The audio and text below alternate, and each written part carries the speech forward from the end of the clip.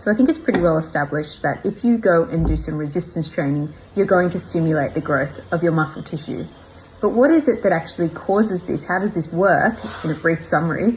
And what else can lead to the stimulation of new muscle tissue?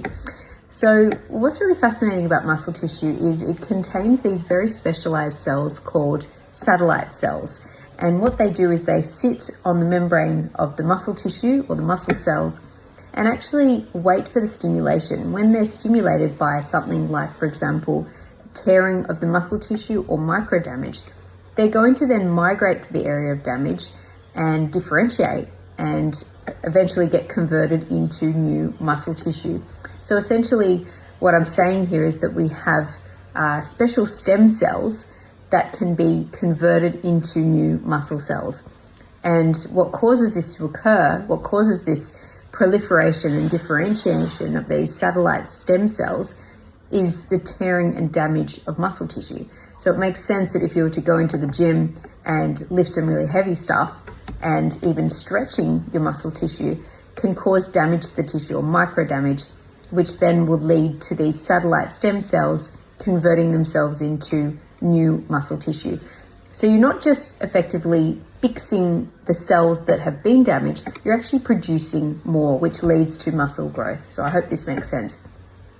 There are some other things outside of exercise itself that can help to lead to the differentiation or the conversion of these satellite cells into new muscle tissue. And that are androgens. So the main androgen I'm talking about here is testosterone, and that makes complete sense. We all know that males with high levels of testosterone can effectively get larger, and this is the basis behind why certain males will use androgens to be able to stimulate muscle growth when they're doing like bodybuilding comps. Other androgens that can lead to muscle tissue regeneration is androstenedione. And this is just like a really, I guess you could think of it as a really concentrated version of testosterone. It's like really, really intensified androgen. Other ones are like IGF-1. Now, IGF-1 is stimulated by growth hormone. Again, this makes sense. And we will stimulate the release of growth hormone usually during the middle of the night. And so it's really important to be getting enough sleep so that we can stimulate the release of growth hormone, and this will also stimulate IGF-1 release, which will go and stimulate the muscle or stimulate the satellite stem cells to make new muscle tissue. So it's really important that you get enough sleep if you really want to build new muscle. Now, of course, I've already talked about exercise and the way that exercise works to create new muscle growth. But something that females might be excited to know is that estrogen can also stimulate the proliferation and differentiation of these satellite cells into new muscle tissue. I think this is really important. But it's also important to understand this too, because, of course, when females start to go through menopause, this will reduce our levels of estrogen in our body. And so it's really, really important that we effectively stimulate as much muscle growth as we can prior to menopause so that we have more muscle to begin with at the start of menopause, and therefore we don't lose as much muscle.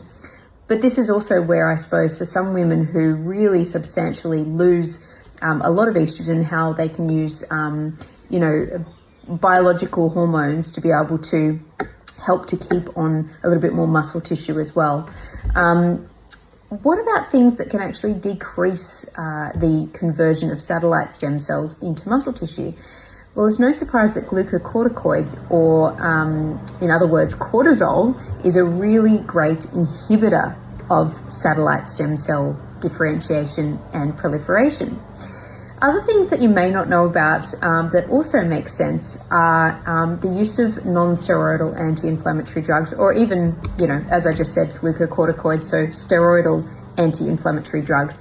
Anything that's going to decrease that inflammatory response is going to inhibit the body's ability to really build new muscle tissue. And this is important when we're thinking about, let's say you get a bit of back pain after working out.